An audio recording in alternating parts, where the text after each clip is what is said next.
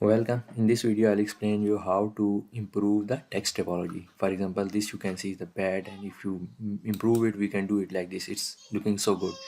So how we can improve? Let's start. Uh, I delete, Shift A, add new text. Here is the text, and I can add like A, B, C. A, B, C. Now go to object mode, select this and convert to mesh. When convert to mesh, press tab, you can see the topology is not so good. So if you want to improve the text topology, first you need to go to apply the modifier, that is solidify. Click on the solidify modifier, S and Z. Let's add some depth.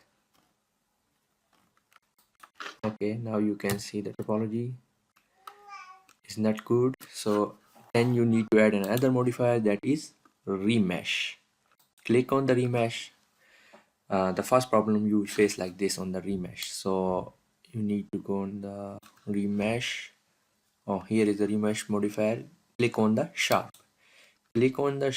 and go down, and now you need to remove the disconnected pieces. Here is the remove the disconnected pieces.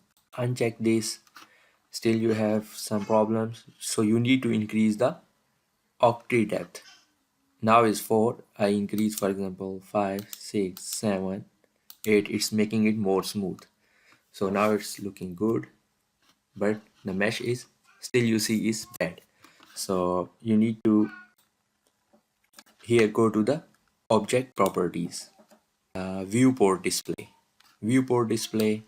and you need to click on all edges and wireframe.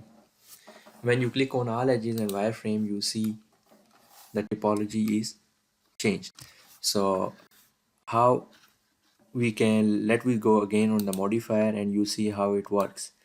Octave depth, change the octave depth. You see octave depth is basically a subdivider.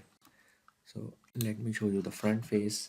As you increase the octave depth, you can see it's adding more vertices. Now you see it's much better. So that was all about how to improve the text topology. Thanks for watching.